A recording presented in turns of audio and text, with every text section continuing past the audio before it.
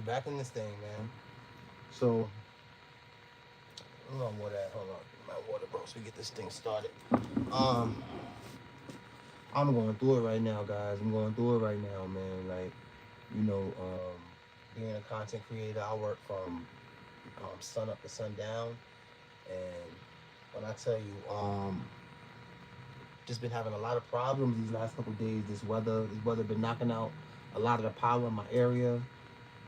The Wi-Fi uploading, I haven't been able to really upload like that. So luckily, I'm able to go live. I'm not able to upload right now.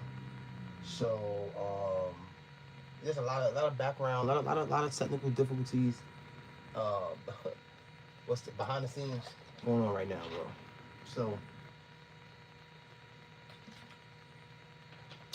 I ain't sipping on that. I ain't sipping on that soda. I ain't sipping on that soda today. I've been I had a good workout. Had a nasty little workout. I wanted to was trying to get up to a little 600, little 700 push-ups, but I only knocked out like 5, so that's still good. Little 500. Had a nice little workout today. Um, episode 11, man. I'm going through it right now, but we still got to push through. Still trying to bring y'all some type of entertainment since I can't, entertain y'all as much as I can. So we gonna be streaming No Jumper today, and this is a stream that um I wanted to get to for a while now. Um, but not this particular stream necessarily. We're gonna watch this one, but it was one that we didn't get a chance to cover. That matter of fact, we're gonna cover it maybe if not tonight, maybe tonight's show we'll cover it. I don't know because this is my early morning show. Um, for those who want to know, I stream 7 days a week, sometimes twice a day. I have a morning show and a night show. A lot of times we don't get a chance to do the night show because it just be uh, so much going on, and the night show sometimes is just like not feasible. So yeah, bro. It was an episode of No Jumper with Sporty Face where Adam was really trying to stir the pot, bro. And I was worried. I got my cookies right here. I was worried about got my cookies, my little cinnamon cookies. I was worried about put these bad boys up.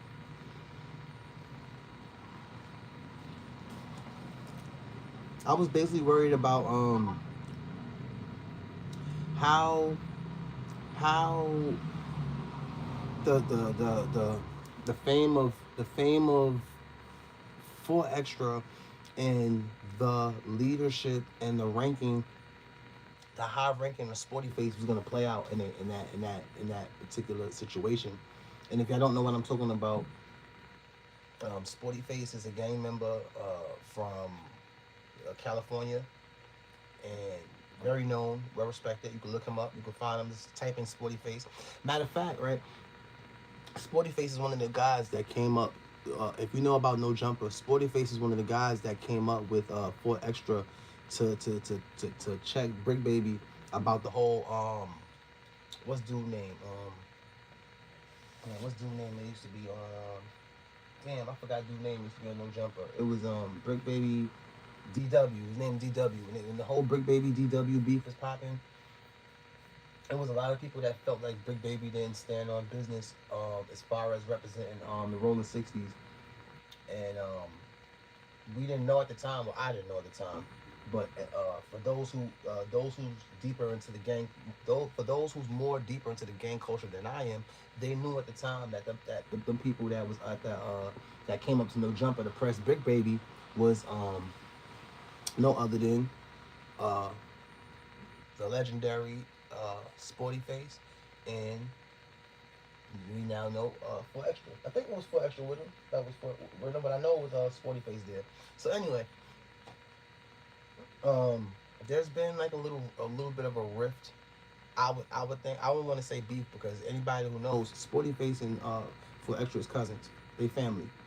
So but like I said, There's been a lot going on, and the most recent problem between Sporty Face and and for extra has been the, and anybody who's in the know knows that recently recently and this dude been kicking up a lot of dirt on the west side of on the west side.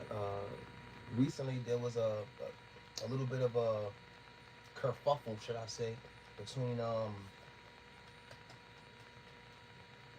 a quarrel, should I say, between a Sporty Face and what's dude named DC Black Young Draco, Young Draco from DC, or DC Young Draco. Yeah, that's his name, DC Young Draco.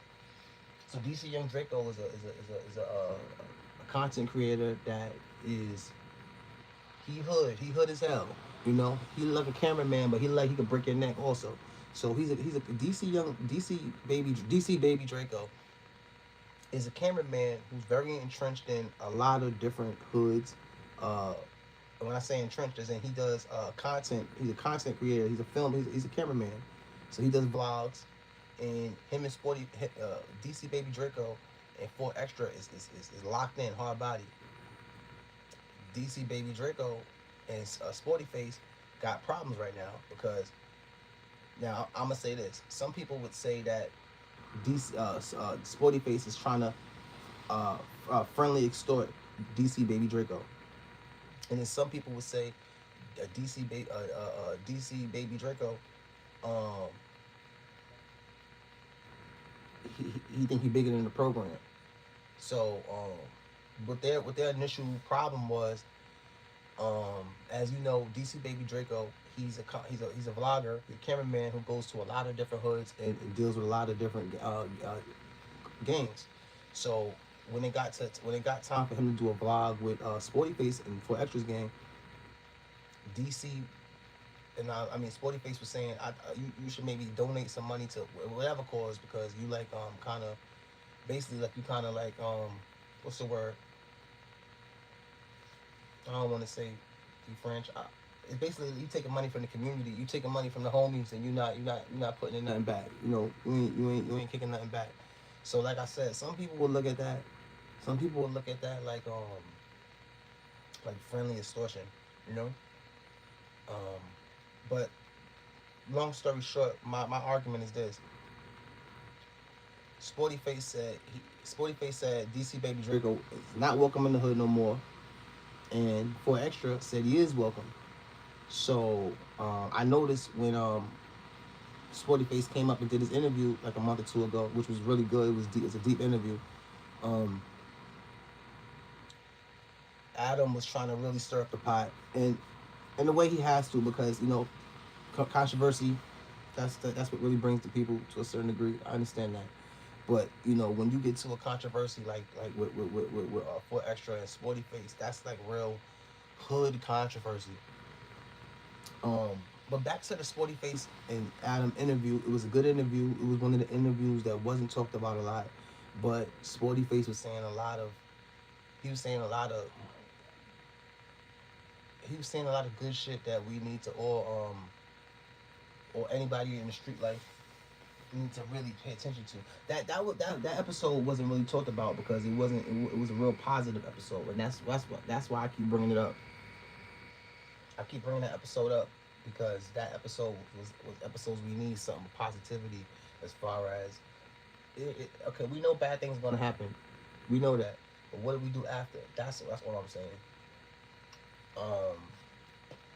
I don't want to beat a dead horse because a lot of y'all don't even know about Sporty Face, so I don't want to beat a dead horse, but we'll get back to that at another time when I could maybe bring up something that's more relative. I'll throw him in there, but so right now we oh yeah, this is fair use. This is for fair use. This is not my content. I am doing a reaction to this content. If you want to see the content I'm watching with uninterrupted by a goofy like me, go to No Jumper. Give a like and subscribe. Drop a comment. Go check them out. I'm just doing a reaction to this content. YouTube, listen, YouTube. I'm just doing a reaction, brother. I'm doing a reaction to YouTube. This is not my content. I'm exercising the Fair Use Act to the best of my ability. And yeah, episode 11. So this right now, enough of the not enough of the Cali talk. Now we going from Chirac. So this is DG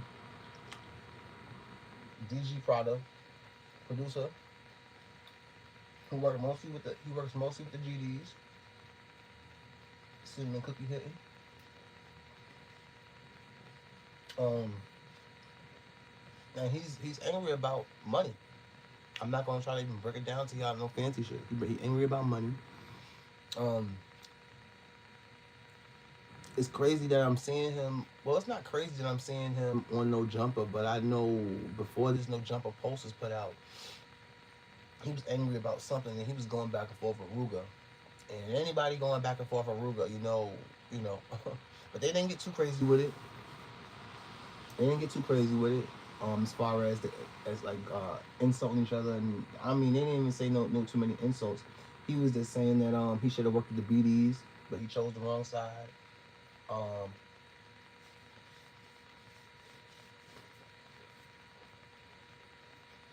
my bad. But listen, right?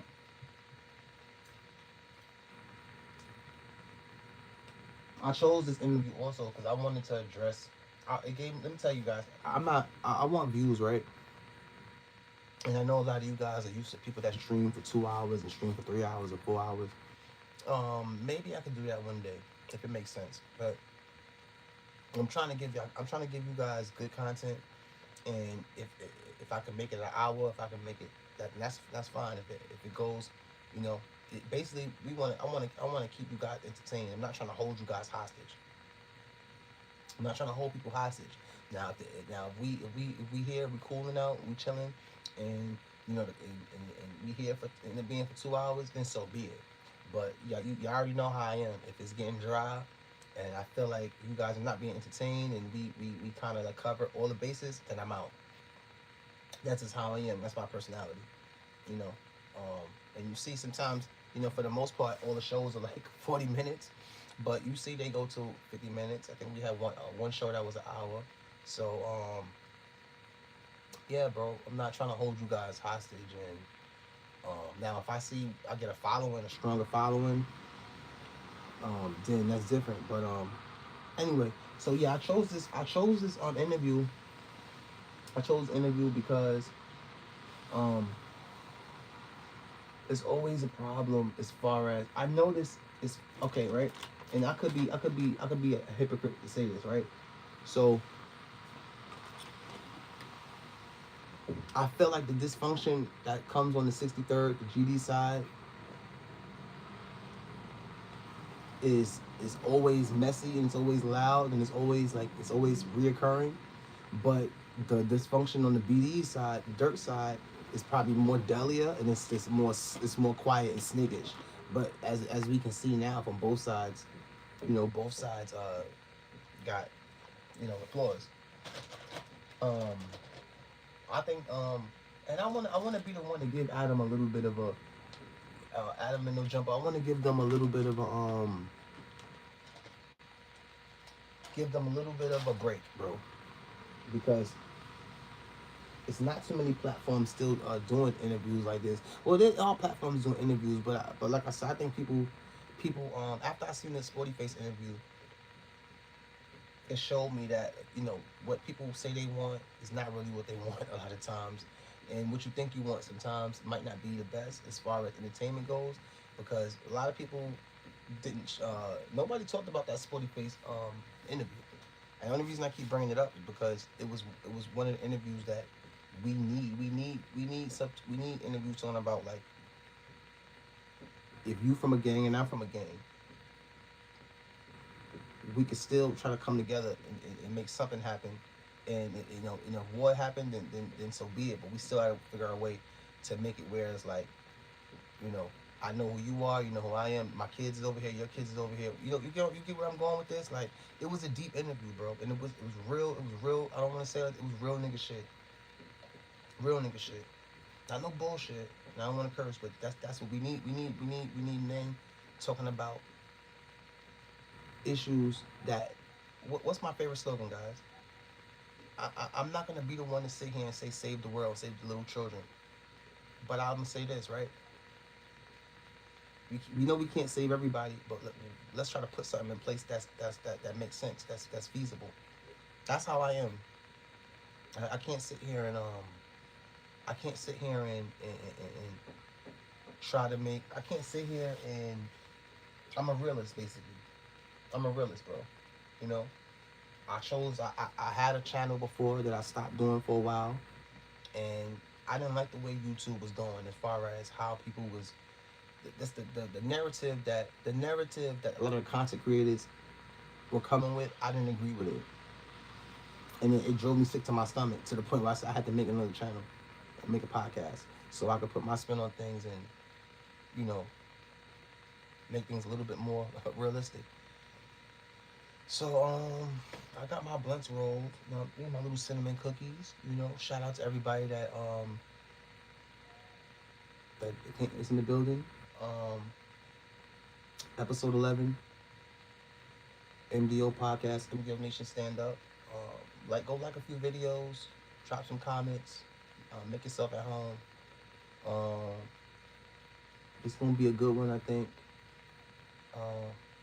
Roll up, go get your drinks, go use the bathroom, go get your food. Or just if you ain't watching it live, just wait till tomorrow. And if you ain't watching this live, wait till tomorrow and you could just pause it and, you know, like I would do. Anyway, guys, we're about to get into the interview. It's a lot of dysfunction inside the 63rd, bro. And it's gonna be a lot of tea spilling in this one. I have a feeling, bro. Cinnamon cookies. I'm streaming with y'all. I'm going through it right now, though, bro. I'm really going through it. It's a blizzard. Snowstorm where I'm at, where I am right now, and I need to get out here, get back outside, and do a lot. And this snowstorm got me really worried, bro.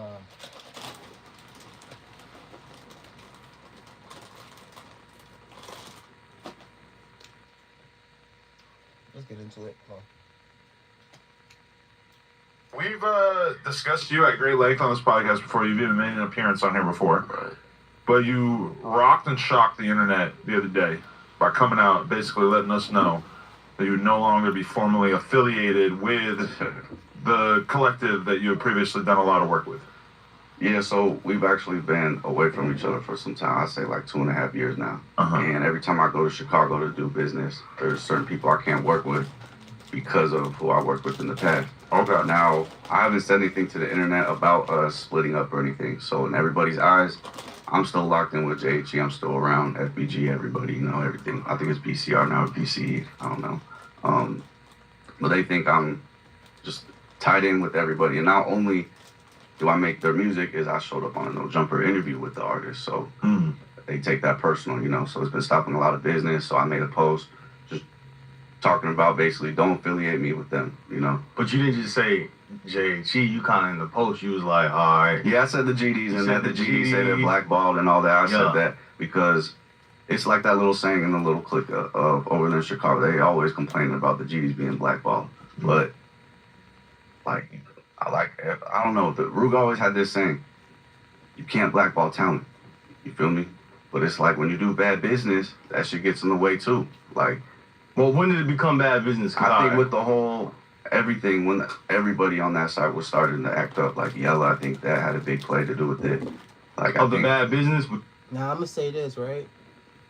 It's always when it come to money, when it come to business, it's always I don't want to say fishy, but it's always something going on with Jherooga when it come to like anything with doing deals and money and paying people and just Jherooga's horrible with relationships. Like, he's talented, and I think I may be giving him too much talent because I think maybe I'm giving him too much credit because he did that he was a ghostwriter and probably still is for Kanye West. He did one of his albums. Go cop that. Shout out Kanye West. Shout out Jherooga, even though he just be moving like real fluky. But yeah, bro. Anytime it's always a fallout or especially with money and certain shit. It's always something with Jherooga, bro. He horrible with people. That's my opinion. maybe he's not horrible with people, but maybe he's horrible with rap people. People that's rappers are. You know what I'm saying? So, let me drop a like for No Jumper. Go go on No Jumper. Go show them support. Go show them guys some support. I do No Jumper. I do No Jumper. I do so for those before we go back in the interview, I don't just cover Chicago drill. I cover all drill. I cover all gang culture. I cover anything with gangs and anything with community and anything with I cover all states, bro. It's just some states I cover. The states I cover the most is probably California and Chicago, but I cover all the states. And y'all will see that just if you stay tuned. Oh yeah, you see I've been covering Mississippi. I cover all the states. I cover all drill. I probably don't get a chance to get to the UK enough or at all, but yeah. So that's episode 11. This is not my content. I'm only doing a virtual. I'm doing a visual reaction to this content. If you want to see this content uninterrupted by Goofy like me, go to No Jumper, type in No Jumper, and you can see this interview uninterrupted. You and Ruga? What? Were you talking about the early, like a long time ago when Yellow kind of fell out? I'm talking about just when everybody started doing this for the internet. I would say like when Doug passed away, I would say everybody started crashing out on the internet. You talking about the J-Man? GDs? You saying the GDs? Yeah, that whole little clique, that whole little side from Chicago. I felt like everybody started running to the internet instead of like just making music and just working. If that makes sense, you know. Damn. Everybody was rappers. Now they're all comedians now. They're all podcasters now. So like, I ain't gonna lie, it's a lot to get. All right, so let's keep on with Ruga. All right, so you came up here. You saying there's bad business between you and Ruga, but when he trying to go on the internet and make it seem like we fell out over beats and percentages. That's what he said. Because I hollered at him on the phone. He said it was just no, like, bro, we never had like. Not for nothing. At the back and forth that DG and Jherooga was having, they made it seem like it was over percentages too. But then, sometimes people gotta have a low blow. Somebody always gotta have a low blow or say something foul in an argument. So then you see Jherooga saying his beats was so whack that to the point where every time they was doing the meetups, they would take hours. It would take hours for them to get only a few good beats and things of that nature. No silly shit. It was more personal. Yeah, it was more personal. We had actually fell out over the percentages when I was living over there with them, but we had talked it out. We had came to an agreement and everything. You feel me? Like we worked it out. Yeah. It was nothing like it's not like we just we disagreed at a certain point. But I'd say after like a day or two, we talked it out. I just went over to his house while they were writing the album down and everything on the whiteboard, and I was like, we need to talk about this. I don't feel right. I'm sitting in my car like I don't know what's going on. Like, are we working on this? Because I'm out there for music. I'm not out there to fuck around. You feel me? I'm out there wasting my time and my money just to be around and make music and try to like get to that next level. yeah. That's what I thought was gonna happen after all the I was just I don't know. I was tricked. So damn, trick is crazy. All right, so look, where did this disdain come from you and Ruga? Cause you like, all right, Yeah, we're trying to get to the root of it, but also like, what were the glory days like? How many years would you say you were actually locked in? I said like 7+ years, bro. Uh-huh. I used to like my friends would look out for me and give him rides to his my OG crib and stuff like it, because it would look good on me. Like they'd go out their way like, oh, let me do this for Ruga. Let me do this, like we was, yeah. And how'd you get locked in with them in the first place? I have a friend who produced a beat for him, and Ruga he used that beat off YouTube and didn't give that producer his percentage. So the producer came to me and was like, yo, this person stole my beat off YouTube and took my song or took my beat and ran with it. And I was like, yo, the song's at 1 million views, chill, just try to reach out to him. He was like, nah, screw that. And I was like, all right, well, I'll reach out to him then. So I reached out to him. I was like, let's get in the studio, let's link. We linked in the studio. First song we did, Blickathon, did like 1 million views in 2 weeks. I'm sorry, but them cinnamon cookies, bussin'. We just looked at each other and was like, let's just lock in. Like, it only makes sense. Our first song did 1 million views in 2 weeks. Let's just keep going. yeah. Kept going, dropped the album together. The album did pretty good. So the album did pretty good. And that was before, and that's not the first Chicago artist you was working with though. No, I was working with like PBG Chemo, You know about PBG Chemo? Yeah. Yeah, so I was working with him, and that's when I met 16. Because I used to think PBG That's why I met Chemo 16. was 16 artists because he was like with them all the time. Nah, he was just like shooting the vlogs and like doing his camera work. But basically, Chemo would come over to my house and record. And 16 would come and shoot the videos. So that's when I met 16, locked in with 16. Let's set a year. Like, what year is this? Like, what year do you I want to think? say 19. 2019. 18, 19. All right. I want to say 18. Yeah, I met 16. I want to say 18 or 19. We got videos dropped from Blickathon, I think in 18, 19. And I met 16 way before Jherooga and everybody. And I met Doug through Jherooga, because that's obviously blood. And at that time, had you never been really like fully associated with any like gang or street? No. Right. I moved there from Portland, Oregon. Oh, right. So like I basically had $1,000 saved up for a Honda Civic, and I was like, I just want to do beats. So my family's originally from Chicago. Yeah. So I was like, let me just buy a one-way and just see what can happen. So I bought a one-way, lied to these people about housing, saying that I went to the school, because you can only stay at the housing if you went to school. So I told them I went to school, and I just got a job and just worked my ass off on beats. Ended up working with artists, ended up taking off. So like, yeah, I wasn't affiliated with nothing. I just got jumped in that beat. The thing is, I'm not just like an internet producer. I'm gonna show up to the studio. I'm gonna make sure I'm getting pictures with you. I'm gonna make sure we're growing as a brand. Right. This is a business, you know? And I don't think the artists look at it like that. Yeah, because that's kind of the advice that I would give to like a young producer is like, oh, somebody's hopping on your beats, they kind of with you.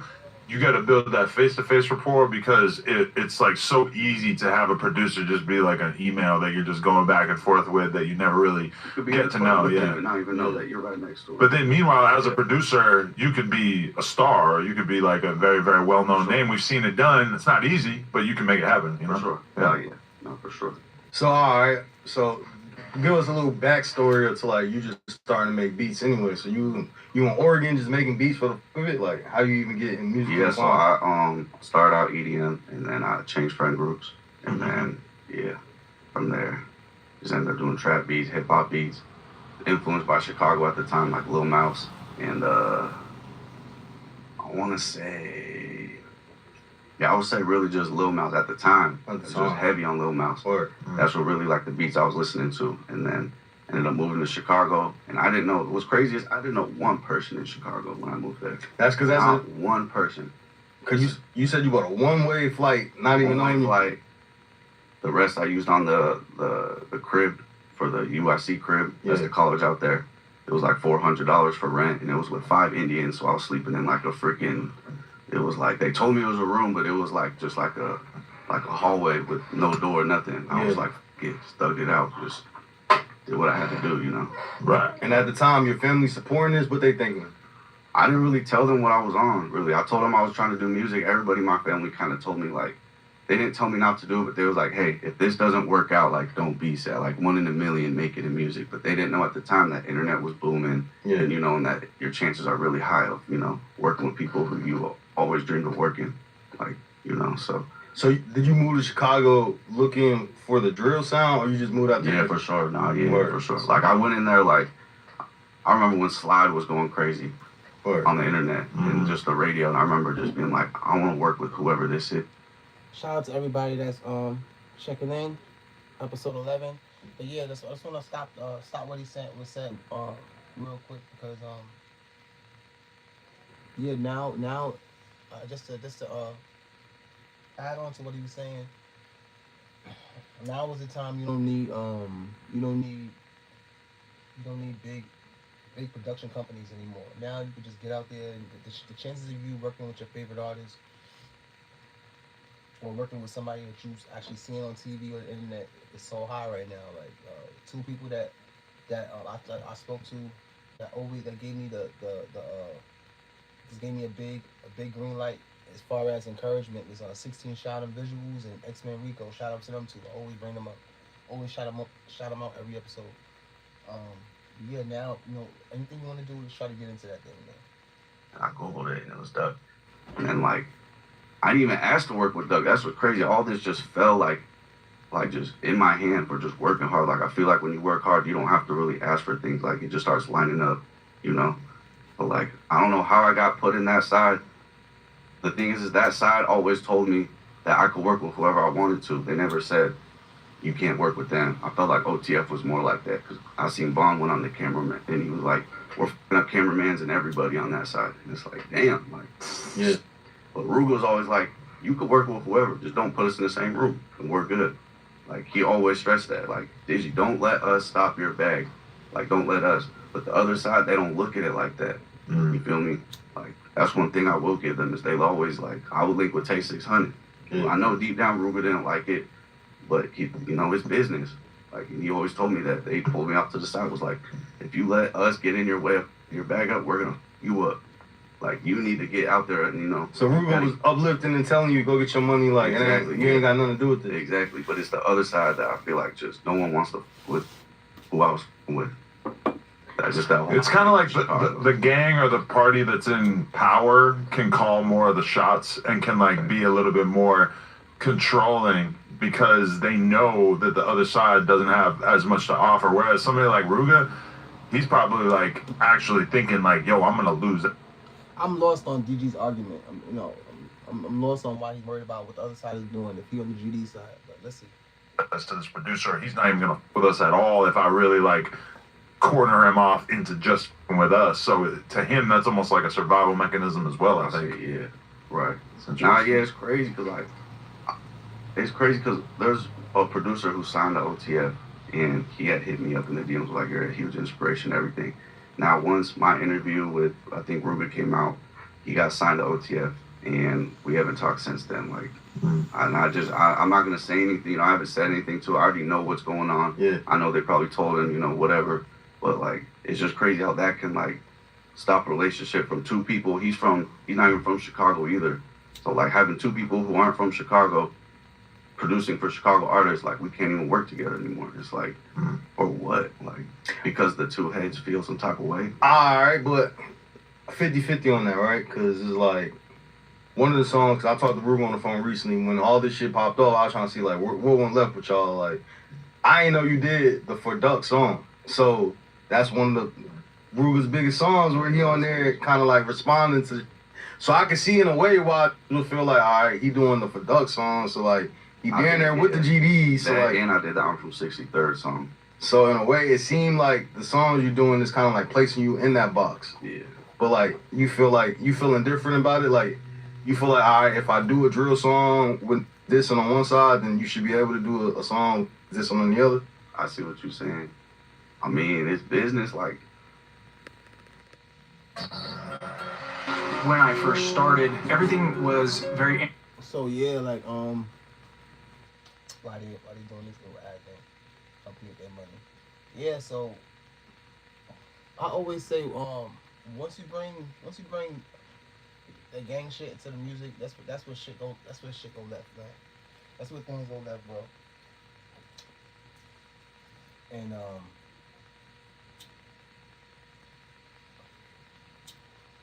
I can see why the BDs would say that they don't want to work with no cameraman that be on their side because what situation was we had? Let's look at the situation with Cash.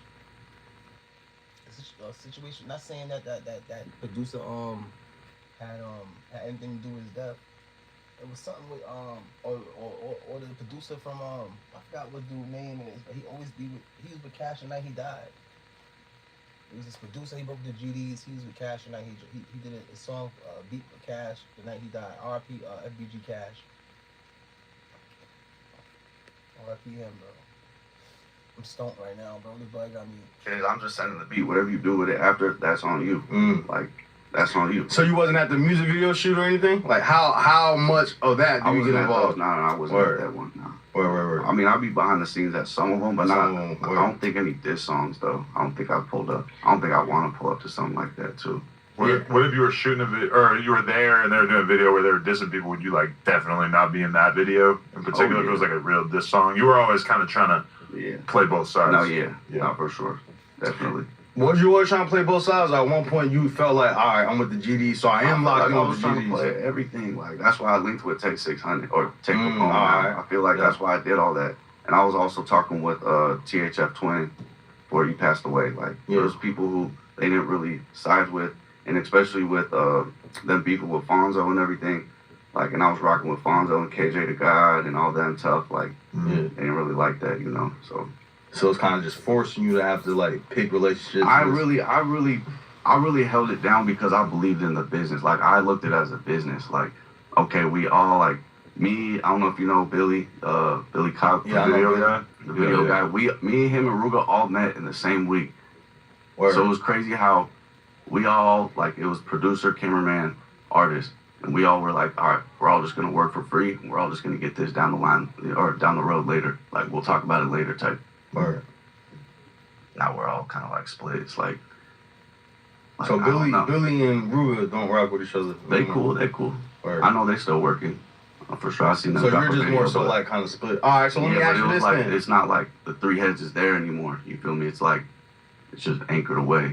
Like, I feel like that motion that we had with every song we dropped was doing like 500,000 views plus. You feel me? Like, instantly. The three heads being Duck, Ruga, and Me, Billy, and Ruga. oh, okay. Just like as like the team. You feel me? Like, Right. just building our Adam is foundation. so dumb. JHE, I guess. Yeah. But did you feel like Ruga had like the business mind state to actually take serious? Because I did at the time. I did, because he was moving a lot smarter than like a lot of the artists out there. Like, he always told me, like, there's a lot of people like to play with guns and stuff, you feel me? But he always showed you that you don't gotta go nowhere with a gun because you just don't Hey, put yourself in the position where you that's a strong team, a rapper, a cameraman, and a producer. Like, you could really, you know. So you can always fucking something up, bro. where you would need one. Like, he's really a lot. He's smarter when it comes to business. Like, that's the thing, is he always say that I got paid and stuff, but it's like he trying to make it seem like it was under his vouch for it. Like, he had nothing. He had a manager at the time. Yeah. And the manager pulled up at me. I was bartending I was bar backing at the time. He pulled up with the contracts and was like, sign this, because we didn't agree on stuff. So I was like, nah, I need 50-50 because I did my research. And he was like, all right, he pulled up and it said 50-50. I was like, for real? He was like, sign it, or I'm gonna think twice. And I was like, yeah. Went and signed that, got that going. They ended up kicking the manager off to the side. Now I'm stuck with this 50-50, which I know he doesn't want me to have. You feel me? I know Ruga deep down doesn't want me to have 50-50. He feel like you should get less than the 50. Exactly, because the conversations we had when we fell out, like before we fell out, like it was way different, you know, way different. All right, so let's talk about that. So, all right, you had a deal where you was getting 50% of the song. Of the song and publishing.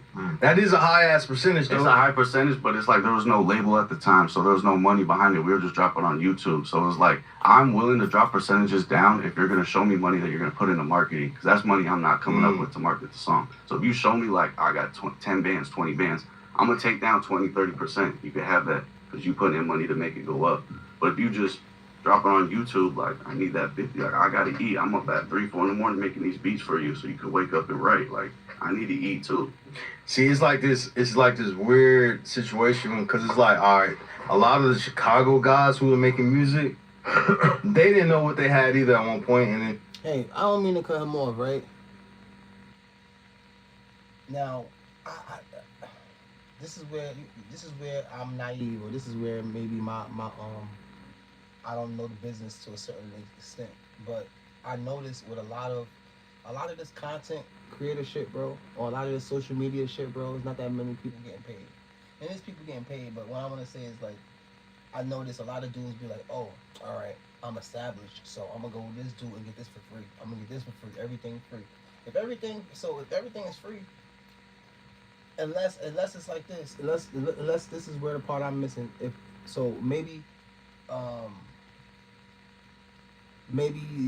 cameraman and beat makers are doing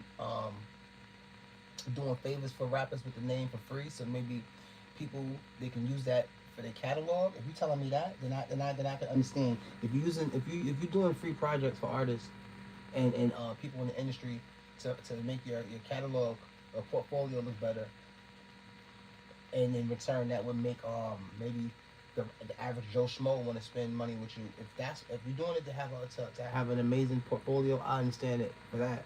But all I'm saying is I see a lot of, in the industry, a lot of free shit. I see a lot of free stuff going on. I don't know what that's about.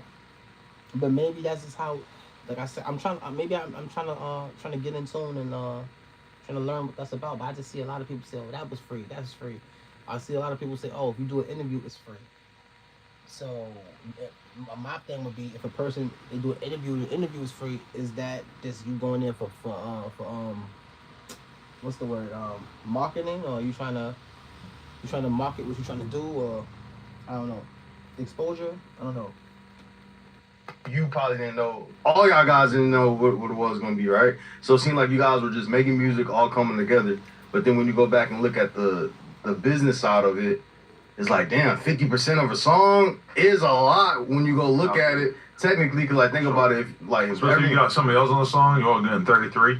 and now, yeah, so that's what they don't like. Never mind, you got 2 producers on it. Now you're getting 25. Right. So yeah, was it a situation where after you felt like, hey, because Jherooga probably didn't want to give you 50%. I feel like that's why we, honestly, because there was a time where we were working for like 3 or 4 years, and then once he got introduced to Ye and all that, we had stepped away for a second. Or I don't know. I felt like, I don't know if he didn't want to, I don't know why he didn't want to bring me around. Who knows? I'm not really like worried about that. But the thing is, I just wanted to keep making music. But he had stepped away, and that's when I started gravitating towards 6700, Bonzo, and then he didn't like that. So I felt like there was also that in the air, that like, because they were going at the time with the whole Fonzo stealing from them and oh yeah, all because that somebody going on. supposedly stole He the looking at PS5 the out the issue crib over or there. something. So I could feel some tension. Didn't really bring it up to him though, but I could feel some tension. Like, but it's not even like that. Like I don't pick sides. I don't do that. Like, And then you're really getting put in a box where it's like, all right, so all the BDs and OTF and all them ain't with me, but then even within the GDs, now we're having to sort of section off the GDs. Like, you know, you got issues with half of these. and I'm in the middle of that one. It's like, Now, I would be very frustrated with a situation like that, and that's kind of crazy. Like, you know, you're trying to make money. You're trying to make money, and it's already a lot of talent out there. It's already a lot of people, you know, that's trying to beat you to the punch, so to speak. And you got, you know, you're just dealing with nonsense. Like, unity is not. You got to work on that unity, man. man, bro, like, you know, like, but then after the Ye, basically what happened was he went with Ye, did all what he did the, what is it, down to 1, down to 2. Down to 1, down to 2. Maybe for Wolves, no, or after Wolves, before Wolves. And So he did the tour too, right? Because he was a part of the tour. He did the opening. I remember he opened up in the arena in Chicago. He Oh, yeah. performed the GD anthem. Yeah. That's what they didn't like. Yeah, they was sick about that. I just seen Because that's the one that Dirk talked about in the academics interview, right? Where he was supposed to be there, and then he had to tell Ye, like, hey, it ain't happening. Yeah, that shit. It's crazy though, but You said you just seen who?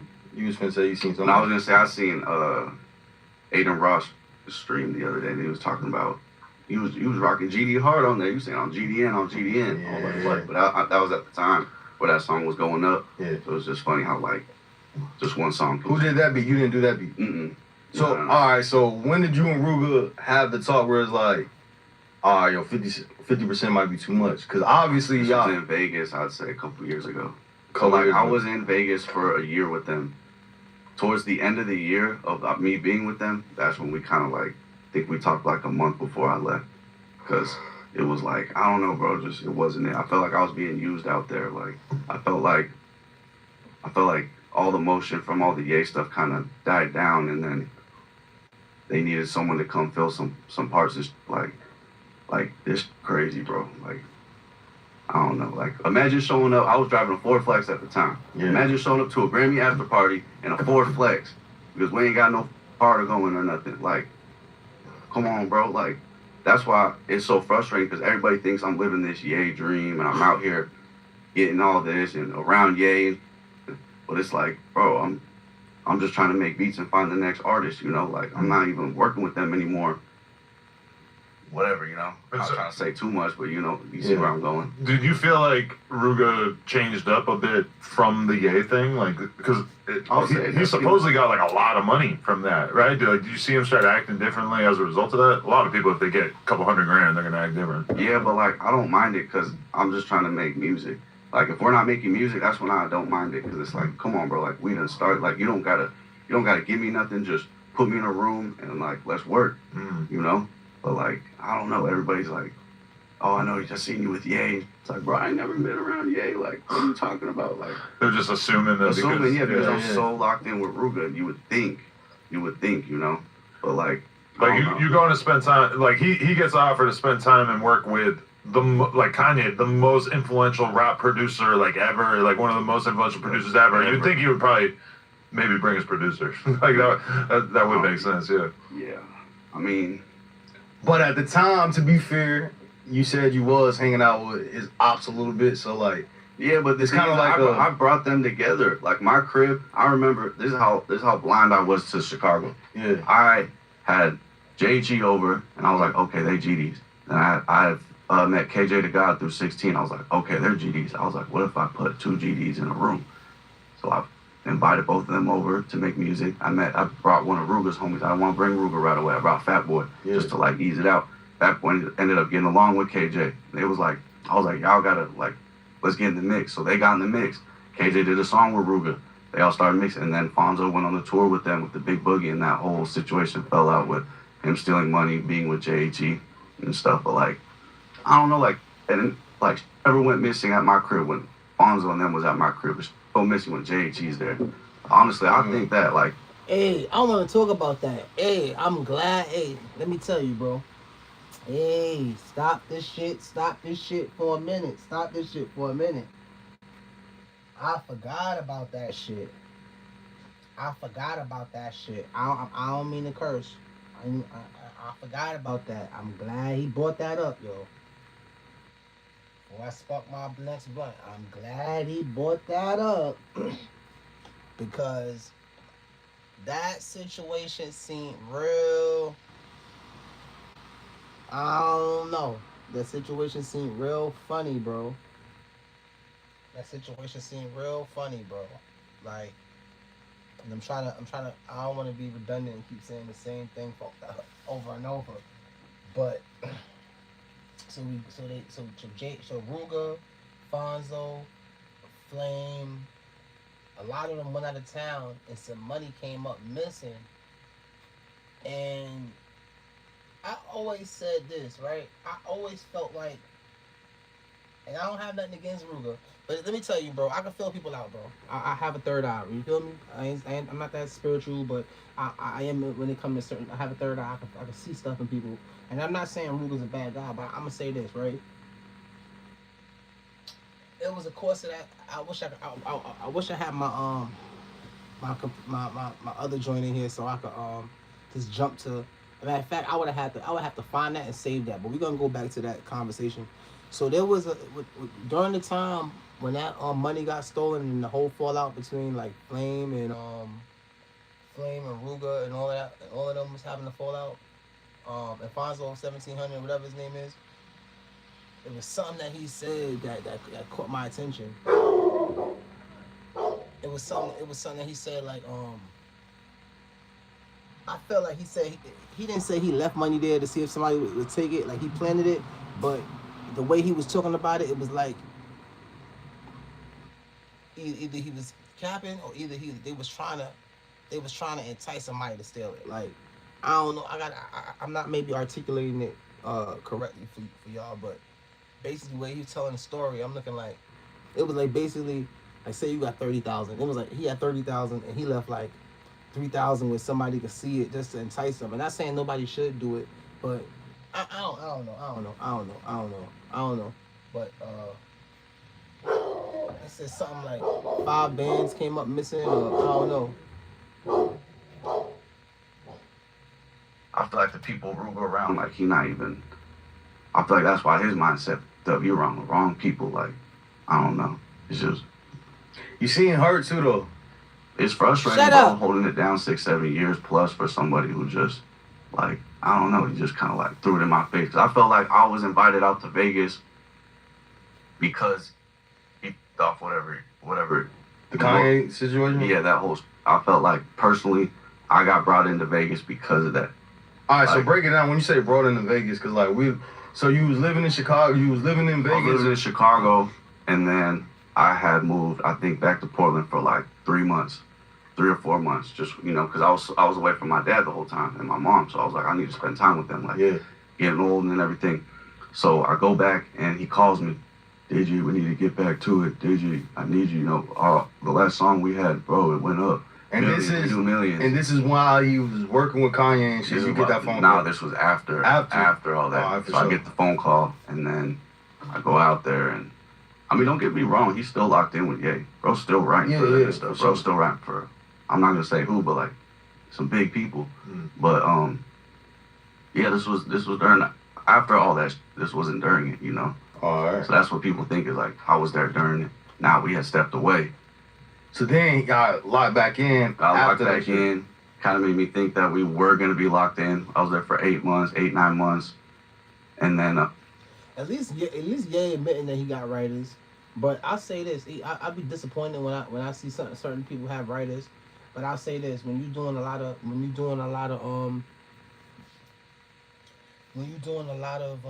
projects, like you will get burnt out to a certain extent.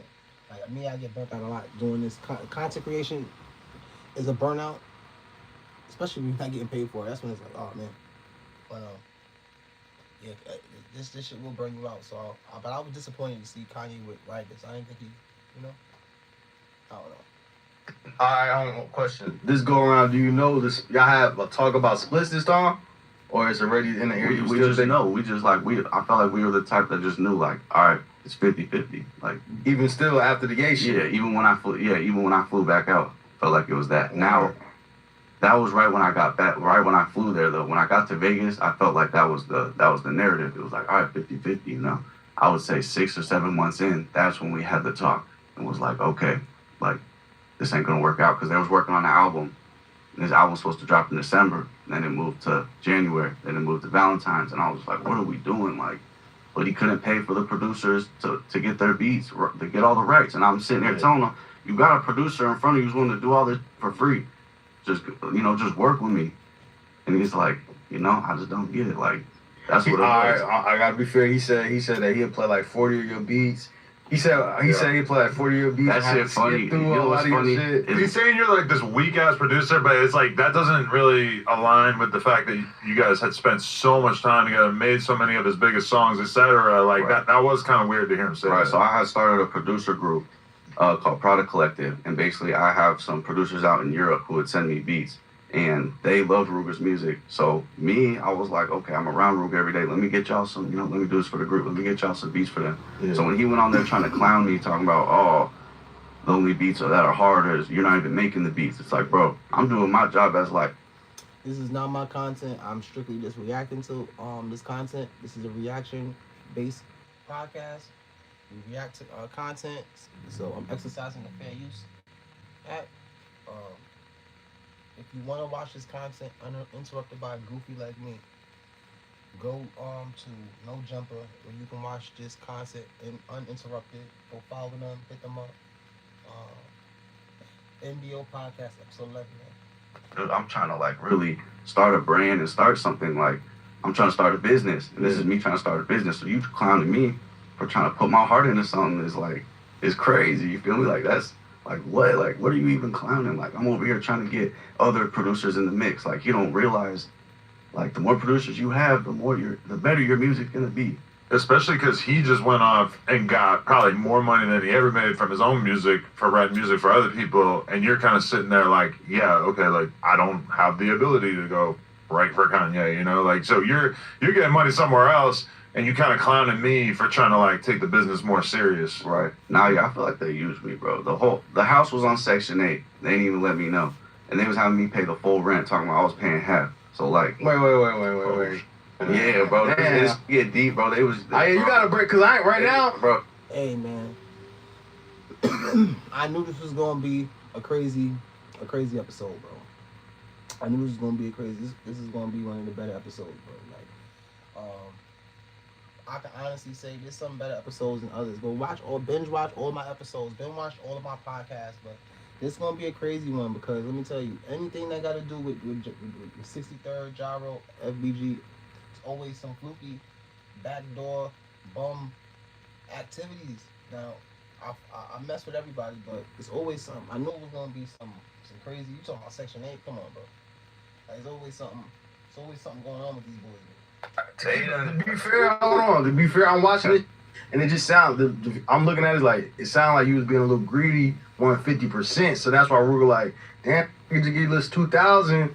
But now when you saying like that, so break it down. Nah, I feel like they really flew me out there to pay off that crib for them. And what's crazy, And this is after the Kanye West. This all after. This after I feel like, me personally, I feel like he f***ed off all the money. I feel like he f***ed off all the money and then he needed Digi. Because Fat A had a kid, E-Will had a kid, they ended up moving out, traveling to jail. So now the crib's open. He's like, oh, like, what I'm gonna do?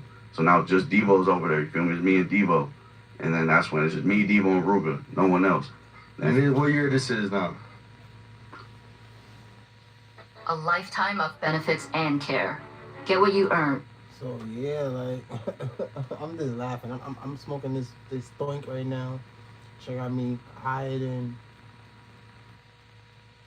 2 airplanes on top of a building or something. I don't know, but yeah, like there's always something going on with Ruga and them. Like it's always something going on with everybody, but you know, everybody got every group. Like the BDs always got some like crash out shit going on. The GDs always got some snake shit going on. YM always got some dangerous shit going on. You know, etc. That's what I mean by everybody got some shit going on. PBG always got some YN crash out shit going on. You know, 1700 always got some, you know, in the mix hot boy shit going. You know, so. And you're the only one Our paying that. crib is on Section 8. He off doing his own, you know, he living good. He for sure. Our crib's off Section 8, but they having me pay full price. Now we thinking about moving and getting up out of there, and that's when I check the prices on the places around here. What the hell? Why does it say it's this much? Why does it say it's this much? You know? But That's grimy. that is crazy. That's But pretty grimy. is that do Ruger know that? Because he got his own crib. Yeah, he told me that. It was under him. It was under him and his people. It was under his people. He knew, and I called him out on it, and he denied it.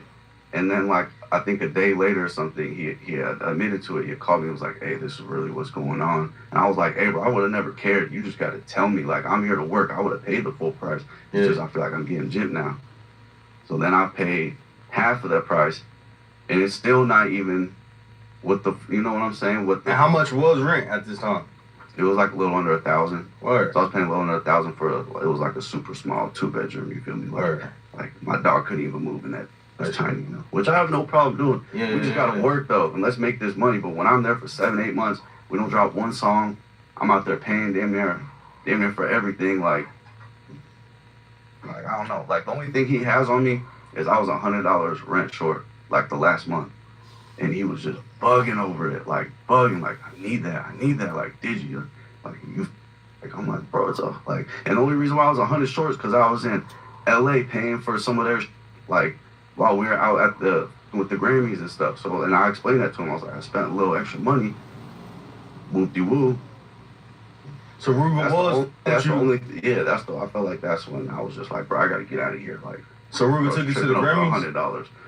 Grammy afters. Word. Yeah. Damn, so I ain't... Malik Yusuf and we went to Ty Dolla $ign's after party at his studio. They ended up getting into it with Ty Dolla $ign. Wait, what? Over what? Man, over the security looking at him weird. It was just us, me, Devo, Ruga, Fat Boy, and they get into it with $10 security and shit. I'm like, bro, and this is a good opportunity for me as a producer. Like, I was the first person to walk into a studio, walked right up to him, shake his hand. My name's Digi. I was like, all right, bet, it was smooth.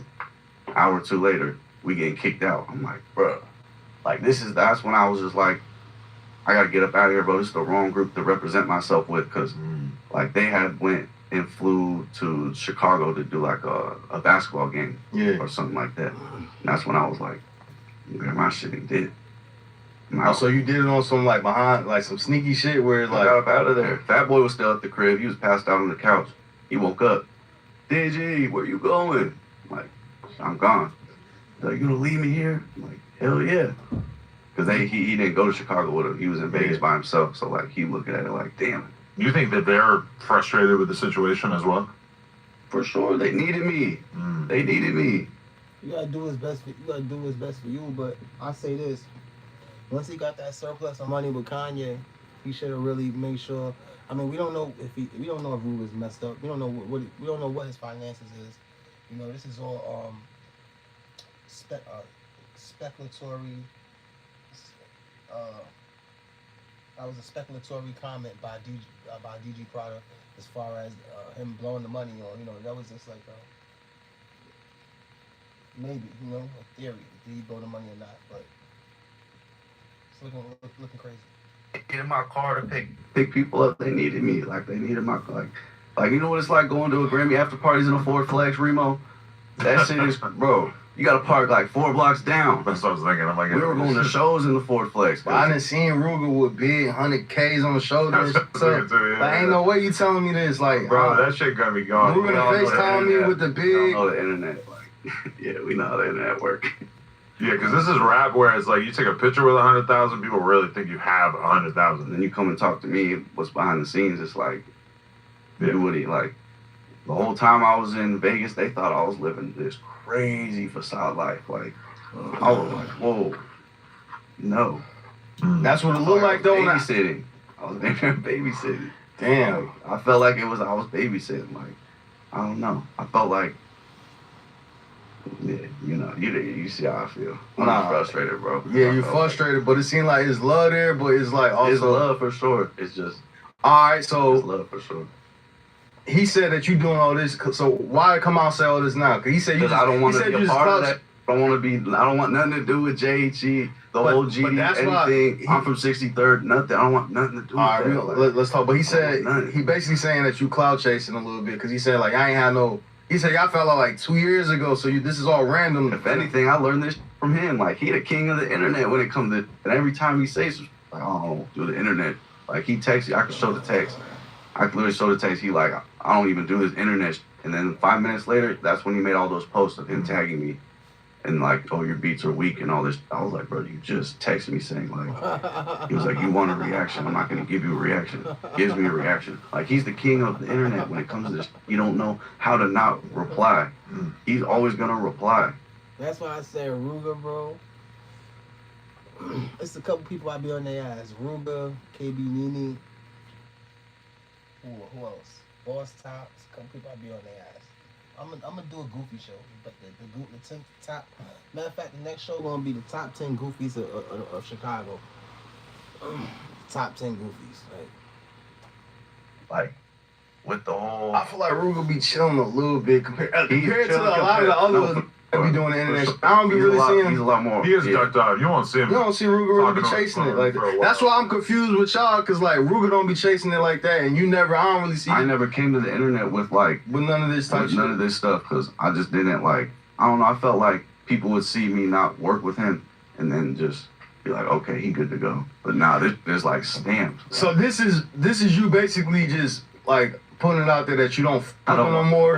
It's love. I just don't want nothing to do with them. Like they showed me what would happen if we went to the top again. Like how you got brought into like one of the biggest artists in America, hands damn near. Yeah. And like I seen who can you link with that's bigger than that?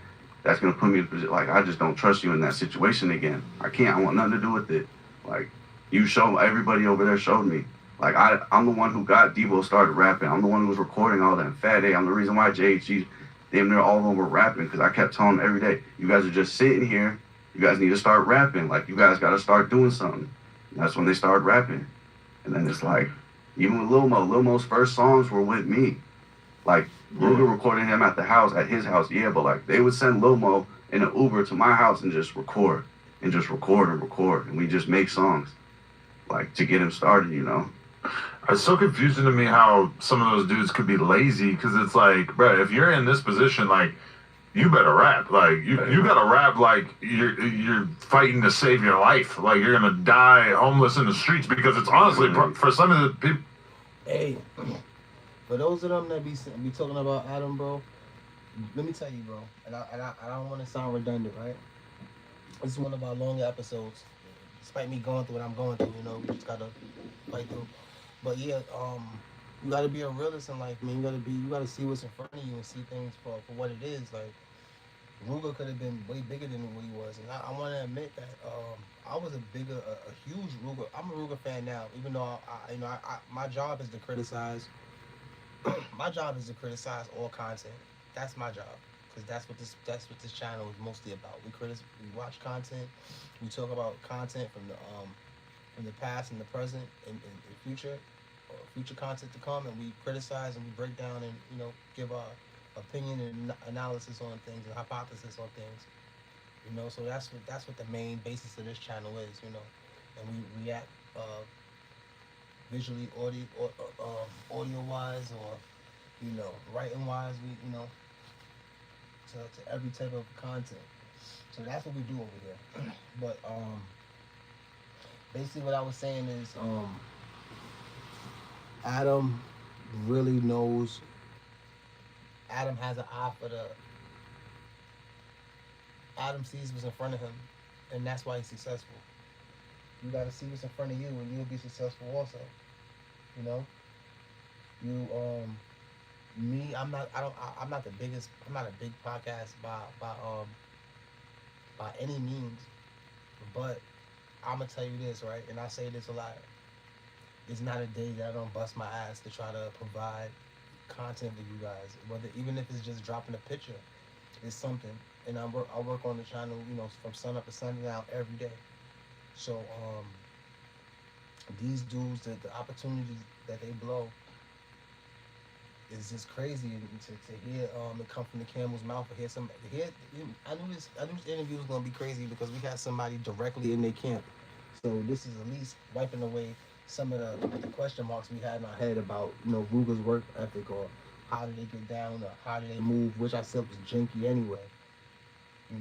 So yeah, man, it's not my content. I'm only reacting to this content. If you want to watch this content uninterrupted by a goofy like me, go to No Jumper, subscribe to them, drop them a like, let your voice be heard. MDO Podcast, episode 11. Yeah. It's like not far off. Like you, without rapping, like what the f are you gonna do? Like you better be rapping every time you get 5 minutes in the studio. You better put down a couple bars. I feel like they get content with like city clout. Yeah, I think that's what does a lot of people. Like they're content with city clout. Once they have that juice in the city, it's like, okay, I could chill back, kind of like. But now I'm trying to get to that next level. I'm trying to get. I mean, me personally, I'm not in front of Ye and them. I'm trying to get to there though. If you can help me, then I can help you. So I ain't gonna lie, it sound like you a little salty with him because he ain't introduced you to the Ye a little bit too though. Nah, that's the thing. Did you have that text like, hey, try me? Did you even hit him up on some shit like that? No, because I like to see how people move and just move off that. So I saw like, I didn't get no call or nothing, which is cool. It's cool. I'm not tripping. Like, I feel like I'm still gonna get to where I need to get no matter what. I just need all. Hey, I'm gonna say this, right? And that's why this episode is very important in a lot of ways, and I hope people if some episodes where you don't have to share it with your friends and stuff, and in some episodes you should. I say don't share episodes because I got a lot of improvement to do, whatever. But this episode is real important, right? Because this episode is breaking down a lot about relationships, and I feel like a lot of y'all need to hear this. A lot of people need to hear this because the way people operate, from the way I notice, is not good. And I'm saying that to say this, right? When people do a lot for you, like let me tell you, as much as he did for them, to introduce him to Kanye, for Jherooga to introduce DG Prada to Kanye even one time, that would have been equivalent to Jherooga giving DG Prada 100,000, because networking is so But when you move like that, it's sort of like saying now, if Jherooga is going to continue, if Jherooga has a continuous relationship with Kanye, and he won't and all this time, and he won't introduce DG Prada to him, then that's basically Jherooga just saying, I'm gonna keep you right here where I want you at. I don't want you to get so big where you messing with, because you gotta think, Jherooga probably looking at it like, damn, because in all relationships, no matter what relationship it is, it's a give and take, right? So Jherooga probably was looking at it like, all right,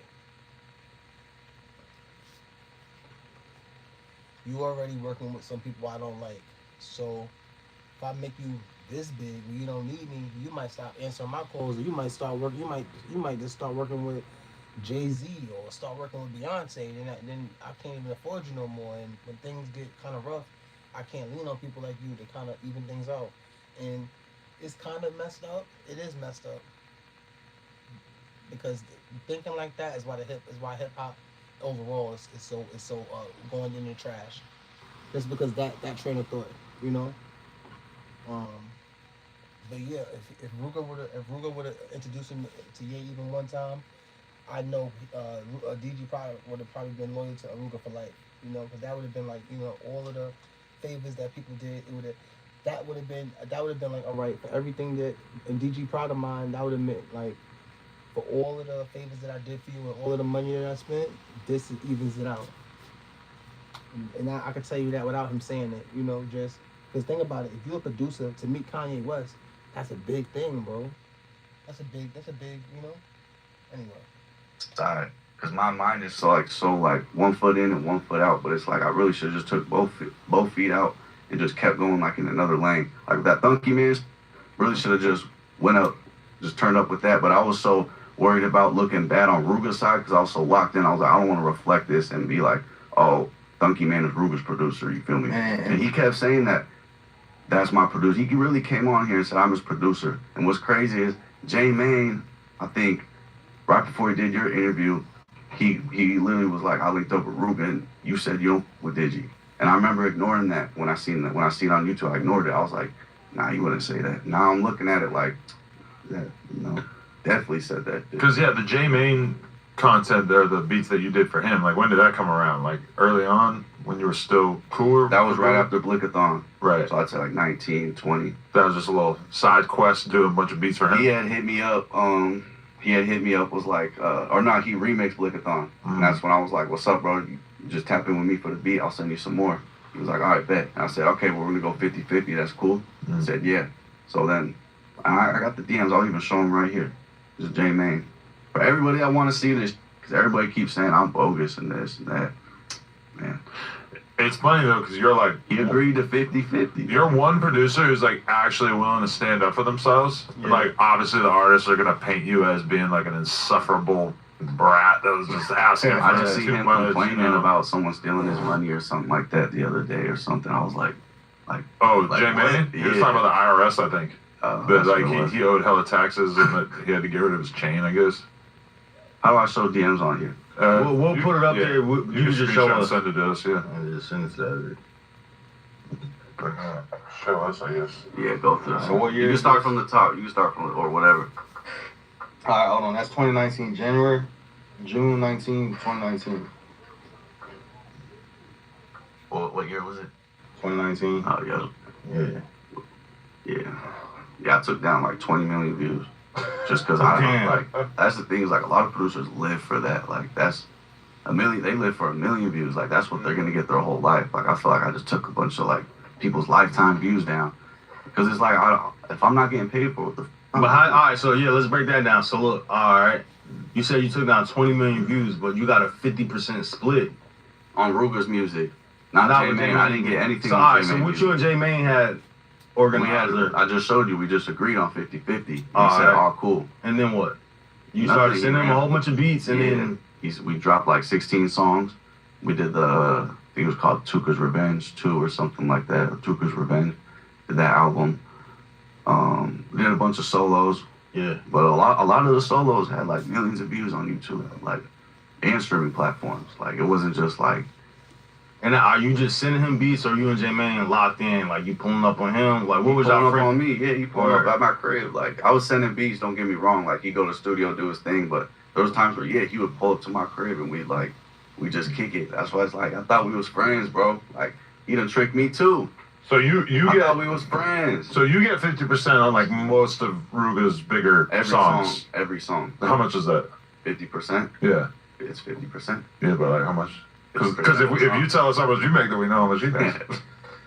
I mean, Jherooga right now has 85,000 monthly listeners on Spotify, which is modest, I would say.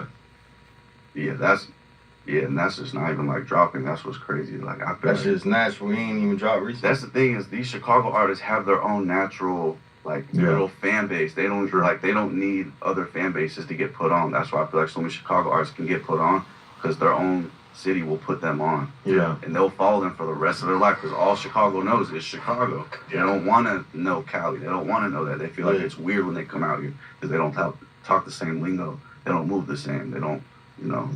I mean, And I said, I get it. before Bezu even passed, his interview clips, he had like a lot of like interview Yo, I ain't gonna lie. I never thought about it like that, but man, I never thought about it like that. Everybody have their own little fan base. Like, I mean, that's definitely believable too. that had 1 million views on YouTube from clips, which is like pretty crazy when you consider that, like, I mean, especially before he passed, like, you know, he's not a famous rapper, not a super legendary like dude in the same way, but from a Chicago perspective, people were fascinated by this dude. You know, it's like you would even you go on someone on the West Coast, ask who that is, they're like, huh? Yeah. What? But like, it's a whole different world over there. I feel like, really. So, how do you feel about the situation now, though? Like moving forward, like you real good. I want nothing to do with it. I want nothing to do with it. No like, GDs at all. You done with all the GDs? I'm just done with that Chicago, just all the Chicago, like, I feel like, cause I got GD homies in Portland, you know, like it's all love. Like it's not like they even called me.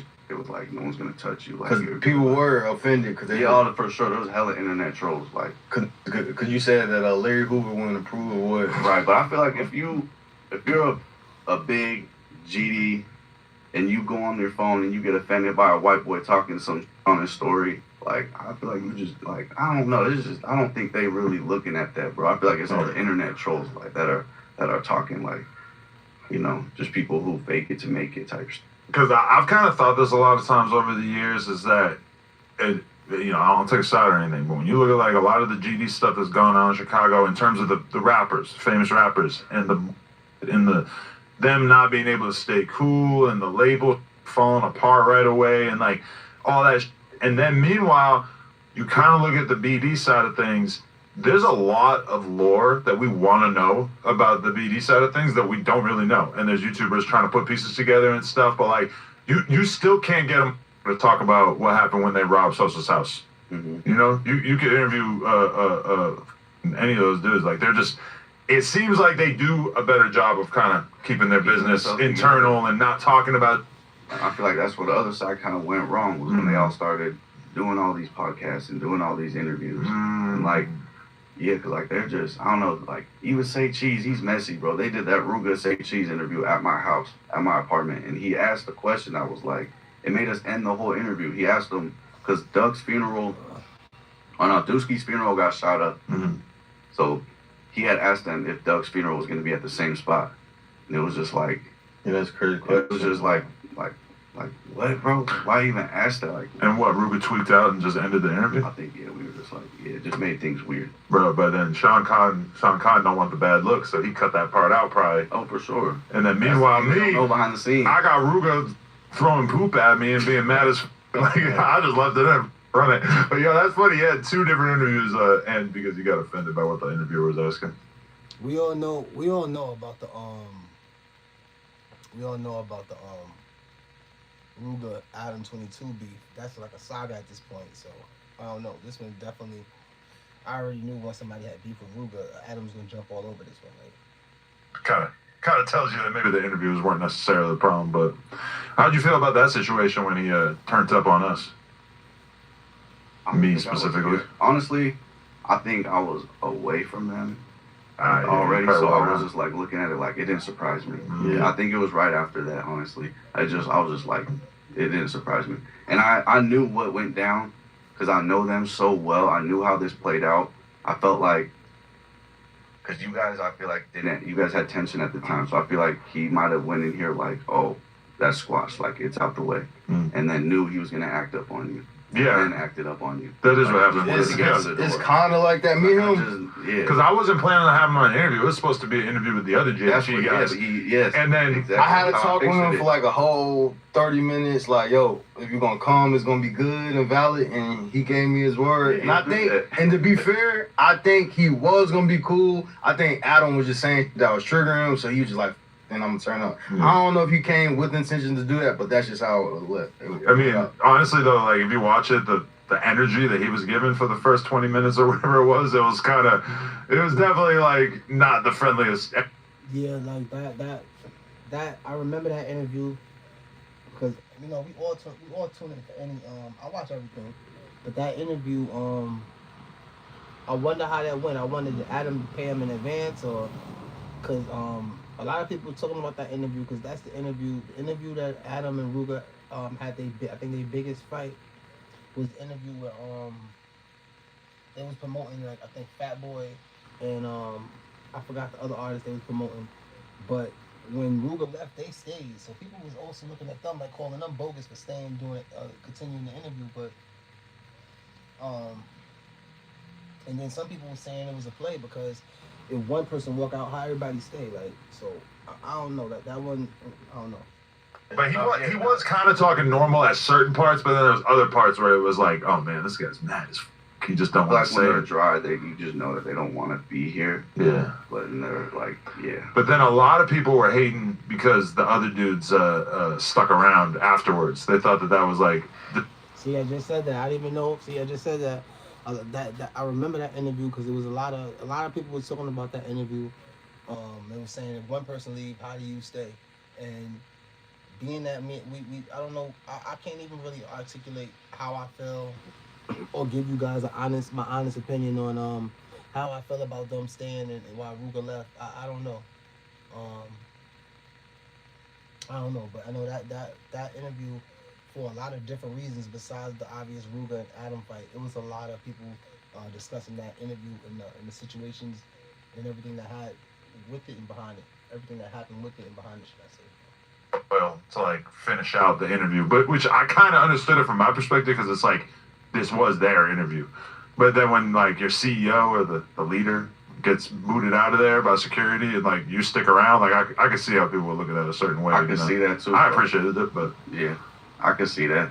Yeah, no, I think Ruga, because Ruga knew it was their interview. I think him sitting down next to them made it bigger for them or whatever. Yeah. And like he didn't want to just step on their toes and ruin what they got going on by just making everybody lead type. But Yeah, nah. it looked funny in the comments because I seen people saying like, "Yo, why the f*** ain't leave?" Nah, yeah. But damn, bro, I just be sorry. In your words, break down J Mane's story because I heard you say. Yeah. I heard what I'm you say saying. you Besides created all J this Mane. root, like that's what we got going on. We got the Thunky Man situation going on. So how did the birth of Thunky Man even start? Break it down one more time for the people who don't know. Shit, I gave birth to my son. J Mane said he created. That's really my son. J Mane I said seen that. he created No Jumper and Adam and Remo, and you said on your story that you created J Mane. because Yeah. he basically was the reason why J Mane went homeless. And J Mane going homeless was like really what got my attention and made me be like, let's interview him. And I mean, he already was doing his thing before that, but that did kind of take him to a next level. I think that was his biggest interview. No, All right, for sure. so No, that break down the was- lore from your eyes, from what you seen. Shit, from what I seen, I took his down. It Yeah. happened to be on Dirk's birthday. I don't know how that. I don't know, just the luck of time. Took it down on Dirk's birthday.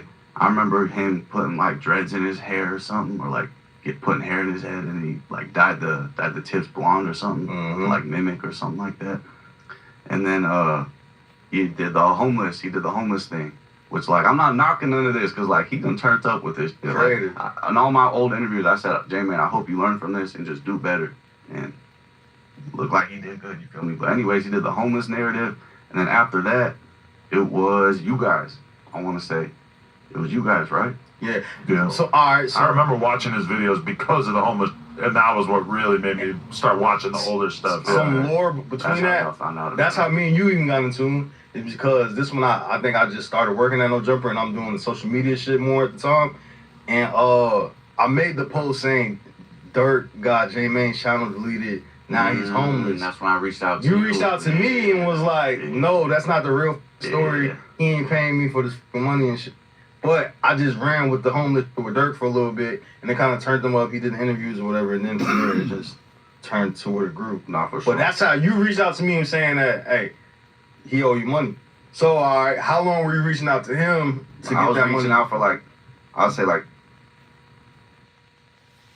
Almost 2 years, bro. I didn't even want to say 2.5 years. I just said How much money did he owe you though? Because if it's 50%, who knows? Who knows? So Now, you don't even I know. was added to one song. Mm. Now that one song, I want to say made like 1,500 to like 200 in like Right. I want to say a month.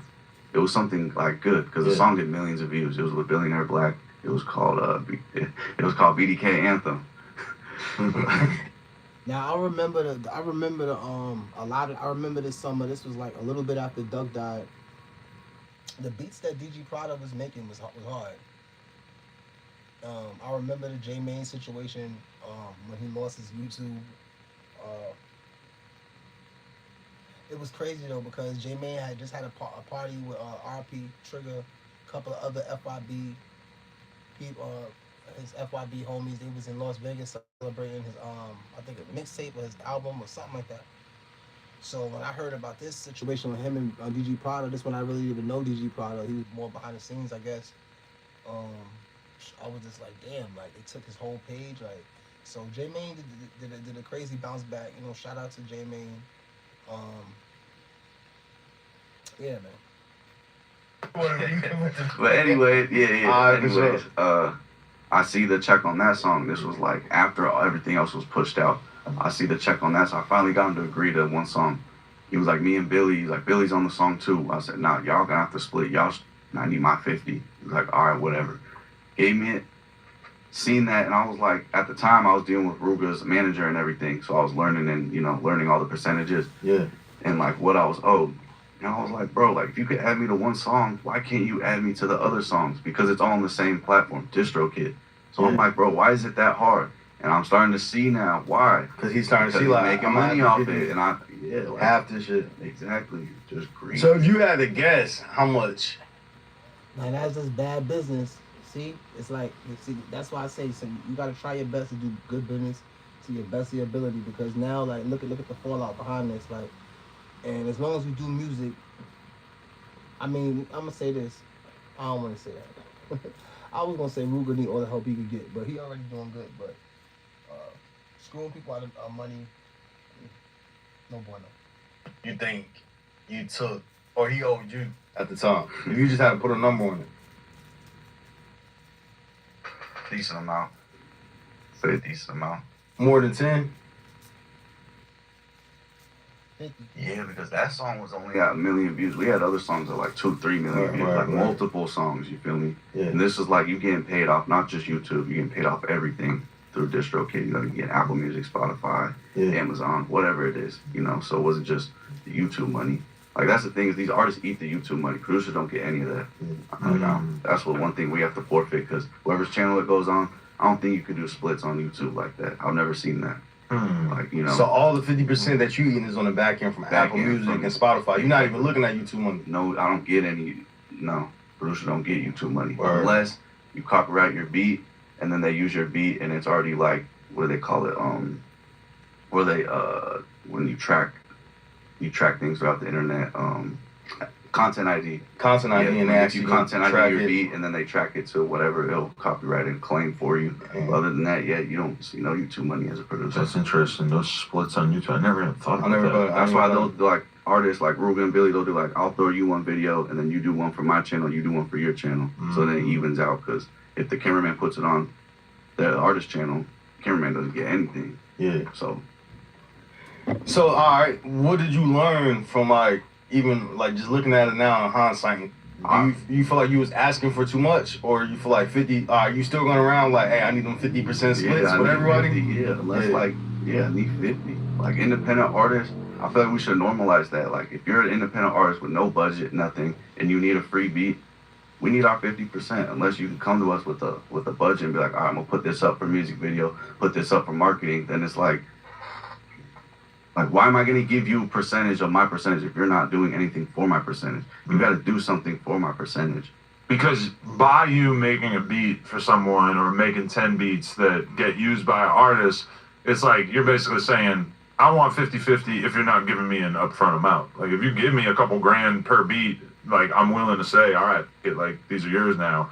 But the other option is we do 50-50, and then if these songs, because you're taking the risk, because you could work real hard on 10 beats and make 10 dope songs, and those songs never go anywhere, and then you just did all that work for nothing. So Right. No, that's so they could even if they pay like 3,000 or 4,000, we still get a percentage on the track. We just get a super small percentage. Yeah. Like now they'll give you like 2%, 3%. Like I'm on a track with, BAKJ. I'm literally arguing with 10K. 10K, you guys need to pay the fuck up, bro. Like you guys, everybody I've talked to and asked about 10K, bad business. Everybody, they owe me money. Like 10K, Christian, you know what you're doing. Hey, what did I just say? I got a third eye. You got to do good business, man. You got to do good business. I just was saying that. I don't be just talking just to, you got to do good business, bro. Stop it. Whatever camera's looking at me, stop it. You guys made me sign this contract that I just signed, and now you guys want to go ghost again. Like, they're just bad business, bro. I don't like 10K. But basically, there's 3 producers on the track. The engineer got it placed, so they're putting him on there. We're all splitting it. We each get 0.75% of the track. So if the song does, I want to say, the song does what, like 100,000, we get like $750. yeah. Yeah. Like what? Like, and they gave us like I think it was like 2,000, 1,500 advance, and we all have to split that. I think so. Like, what? That's 10K for you. Yeah. So 8 projects. So, oh man. Yeah, no, that's rough. So like, all right, what is the future of like doing business with artists and like? What do you? How do you feel like rappers? Camera. I don't know if you've seen, but I've been on a couple tours. I've been as a cameraman. I was on the Real, the Young OG, and Amine. I don't know if you know who Amine is. He's from Portland, so He was like the double XL cover back in the day. Yeah. Yeah. And he's doing the shoes now with I think it's New Balance. Oh really? Yeah. So he got brought onto that one. Now I'm trying to just shoot videos because I realize if I shoot the videos and make the beat, like that's double the profit.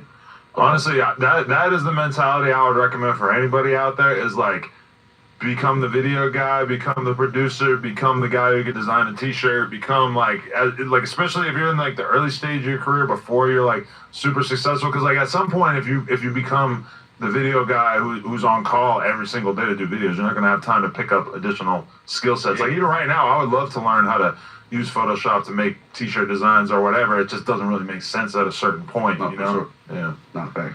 But so okay, what if you got hit up by some like people that are very clearly on the other side of the fence from the Jherooga situation, and they were like, because I don't think anybody would really have a reason to like set you up or try to like rob you or some shit like that, because you've already made it clear that you're not claiming the other side, so it wouldn't be a W to like do something violent to you or whatever. Mm-hmm. But what if you got hit up by some like OTF artist or whatever, and they were like wanting to do a studio session? Would you be happy to do that, even though you would know that there's part of the reason why they wanted to f with you was to sort of. Hey guys, I think we're gonna end it here. If you want to see the rest of this interview, go to No Jumper, hit him up. I'm trying to think. Should we do Chirac News? We covered a lot. We covered a lot yesterday. Let's do Chirac News for a sec. Before we end this. Let's see the time we have. Yeah, we're gonna do Chirac News for a sec. And we're gonna end this. What's been going on lately? Let's talk about the YFG Fatso Bloodhound beef.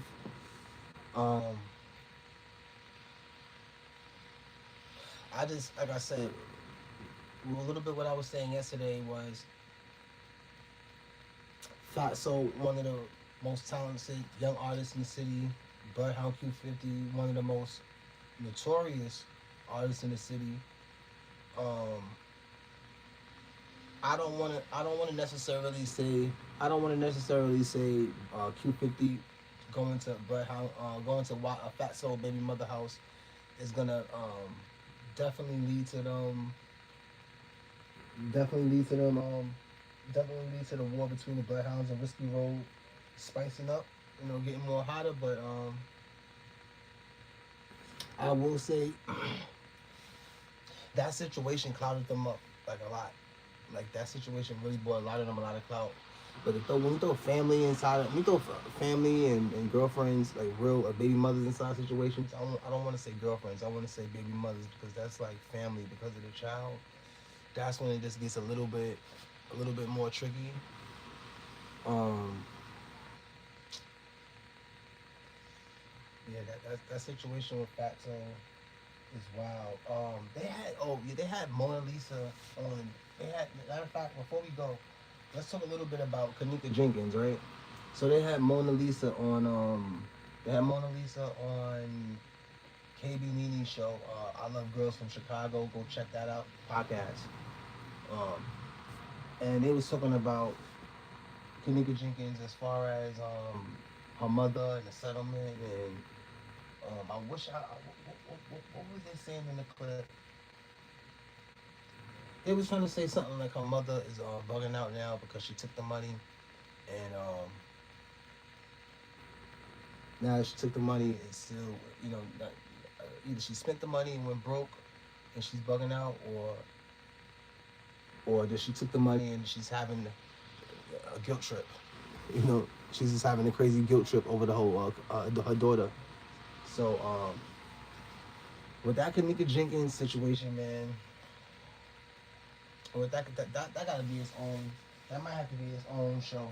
I might have to have my own show on the whole Kanika Jenkins situation, but just to go out with your friends and you think you're safe because you're around people that supposedly have your back. Yeah, I'm gonna make the Kanika Jenkins. We're gonna do our own podcast on that one. That's gonna be its own episode. I don't want to throw too much on y'all with that now, but Mona Lisa was bringing that up, and she was basically saying everybody that talk about that situation, something bad happened to them, and a lot of people were saying that like that situation is cursed. Everybody around that situation is cursed. I wonder so I was looking at a little bit. I was looking at the settlement forms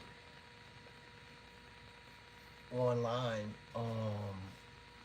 from the lawsuit that Miss Teresa Martin got Kanika Jenkins' mom, and it said that the settlement was for $10 million.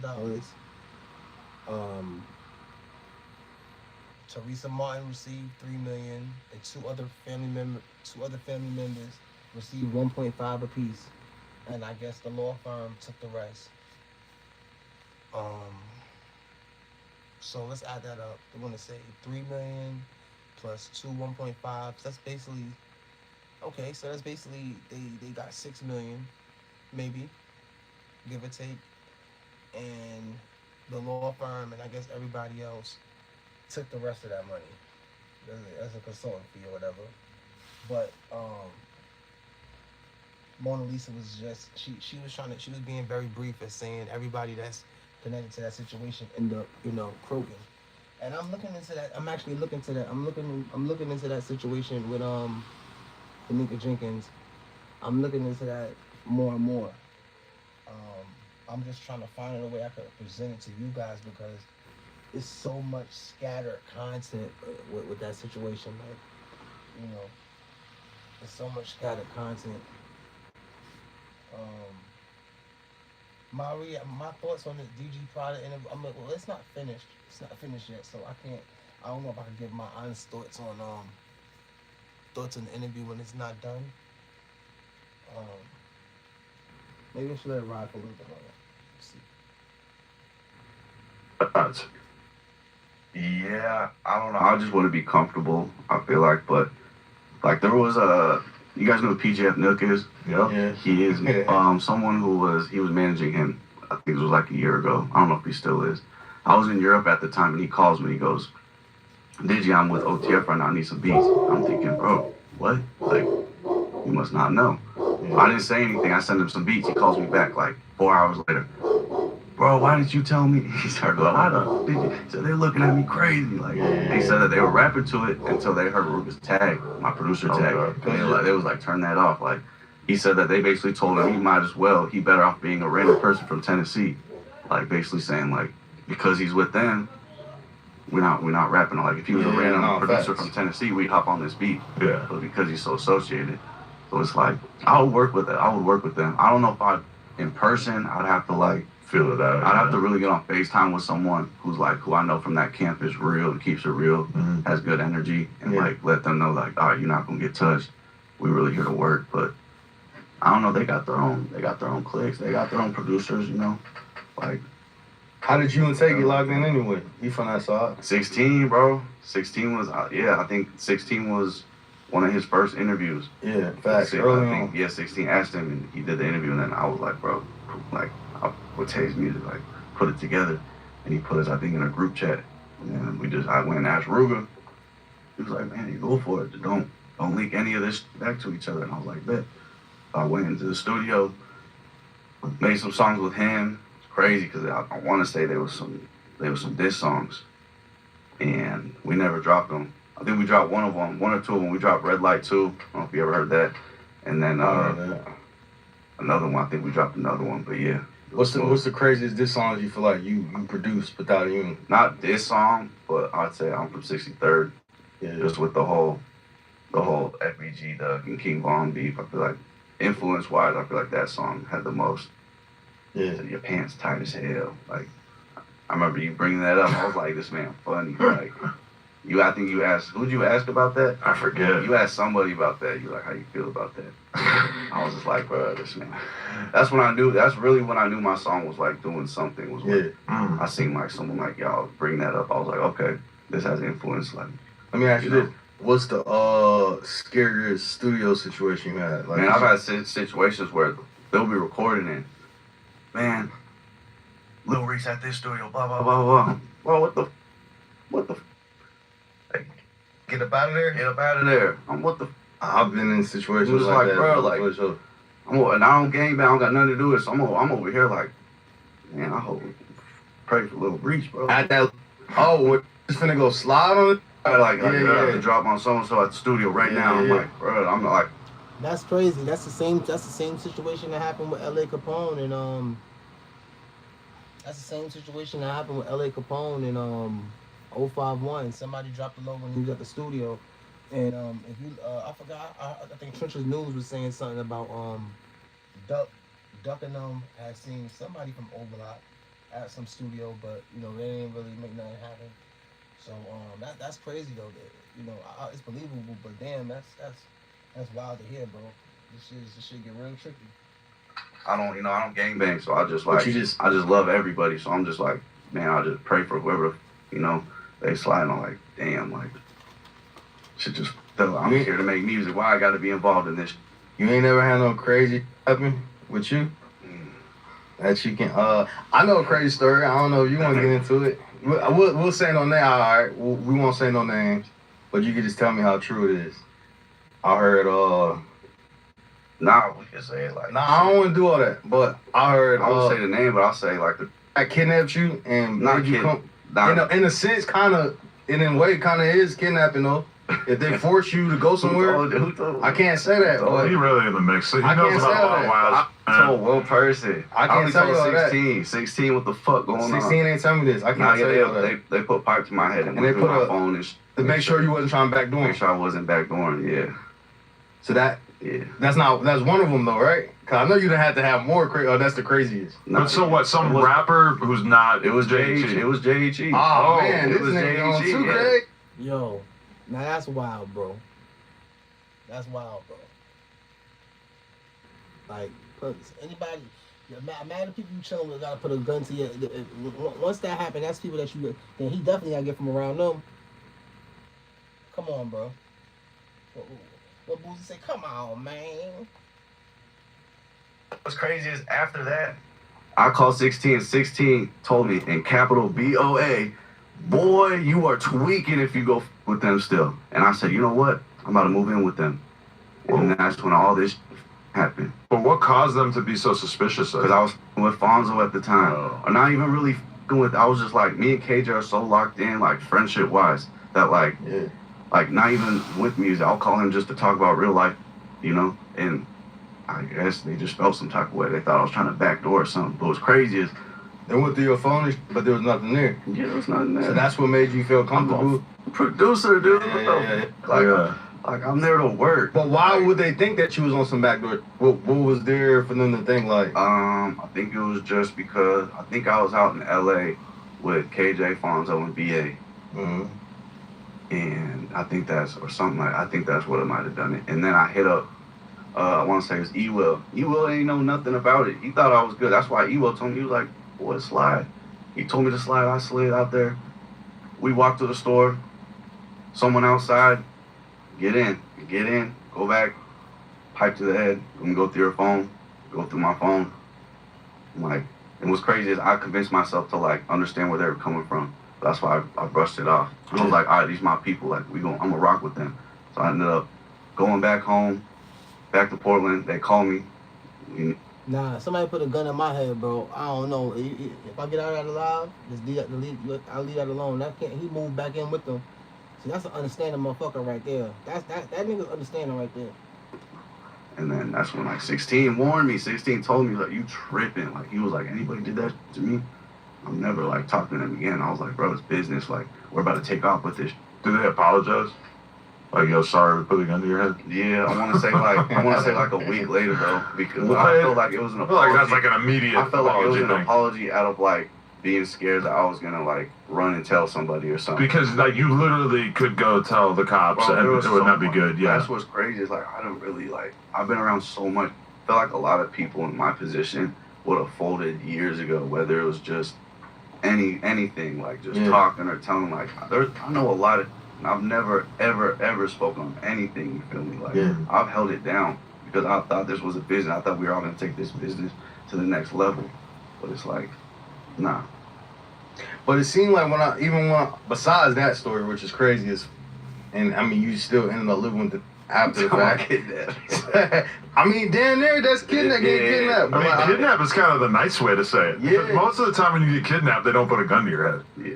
But like, I was so chill. Like, that's what I felt like threw them off too. They were wondering why, like, I wasn't shaking or anything, and like, I was just like, cause you knew you I was knew innocent. I didn't do. Like, I would have been tripping if I knew what I was doing. Like I didn't, like I'm there to make beats. Can we work on this album? Yeah. You got a gun to my head. Can we work on this album? That's dedication. But even like, all right, even hearing all this out, right? Like after we just listened to everything, it still seemed like you and Jherooga really don't got no problem of recent. It's just like you just really just doing this just to like disassociate yourself so you can work and get more clients. Nah, it's a problem, bro. Like something he said to me when I left, like I can never go back from. And that's what I tell everybody to this day. They're like, what he say that was like so damn. I mean, if niggas could put guns to your head like that, then what could he say that? He's been talking in my DMs for the last 2 years to himself, but let's see. He sent like 4 more messages. I want. Yeah, see, look, this is paragraphs. Oh wow, that is a lot of him and Not a lot of you. Really. Damn, I wish I had my old phone. Yeah. Yeah, it's just fake, bro. It's crazy. He always be preaching on this story about like fake love and all this. It seemed like you hurt though more than anything. Yeah, bro. Like you seem like a pretty nice person compared to a lot of the people that you were working with, realistically. No, yeah, like I feel like the last 7 years, 8 years of my life were wasted. Like I feel like I'm back at not even 0.0 because I done made a name for myself, but like I feel like I'm just like back like. Jherooga did a lot of bad business, bro. But hey, man, I'm about to really get out of here this time. Episode 11, MDO podcast. Be out of here, man.